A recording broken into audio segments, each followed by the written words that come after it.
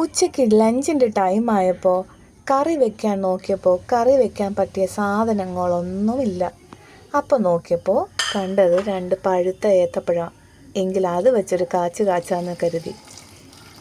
അങ്ങനെ പഴുത്ത ഏത്തപ്പഴം 2 എണ്ണവും നന്നായിട്ട് അരിഞ്ഞെടുത്ത് അടുപ്പിൽ വെച്ച് നന്നായിട്ട് കുറച്ച് വെള്ളം ഒഴിച്ച് വേവിച്ചെടുത്തു.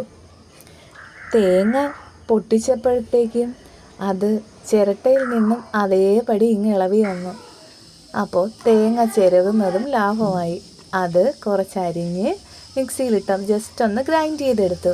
അതിലേക്ക് കുറച്ച് സവോളയും പച്ചമുളകും കുറച്ച് ജീരകവും കുറച്ച് മഞ്ഞൾപ്പൊടിയും ഇട്ട് നന്നായിട്ടൊന്ന് ഗ്രൈൻഡ് ചെയ്തെടുത്തു. എന്നിട്ട് അതിലേക്ക് വീണ്ടും നല്ല കട്ട തൈര് ചേർത്ത് ഒന്ന് അടിച്ചെടുത്തു.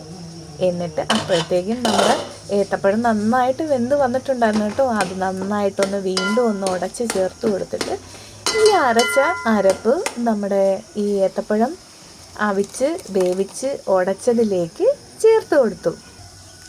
എന്നിട്ട് പാകത്തിന് ഉപ്പും ചേർത്ത് നന്നായിട്ട് ഇളക്കിയെടുത്തു. നന്നായിട്ട് ഒരുപാട് ലൂസ് പരുവമാവണ്ട, ഒന്ന് കുറുകിയിരുന്നാൽ മതി. ഇനി ഇതിലേക്ക് താളിക്കാൻ വേണ്ടിയിട്ട് ഒരു ചെറിയൊരു പാൻ അടുപ്പത്ത് വെച്ച് പാൻ ചൂടായി വന്നപ്പോൾ അതിലേക്ക് കുറച്ച് വെളിച്ചെണ്ണ ചൂടായി വന്നപ്പോൾ അതിലേക്ക് കുറച്ച് കടുകും കുറച്ച് വറ്റൽമുളകും കുറച്ച് കറിവേപ്പിലയും ഇട്ട് ഒന്ന് വറുത്തെടുത്തു.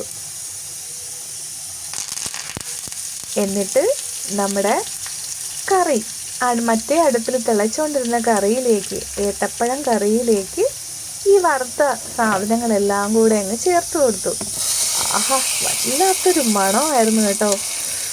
ചോറിന് കൂട്ടി കഴിക്കാൻ ഇതല്ലാതെ വേറെ ഒന്നും വേണ്ടി വന്നില്ല. വളരെ ടേസ്റ്റി ആയിട്ടുള്ള ഒരു കറിയാണ്. എല്ലാവരും ഒന്ന് ട്രൈ ചെയ്ത് നോക്കണം.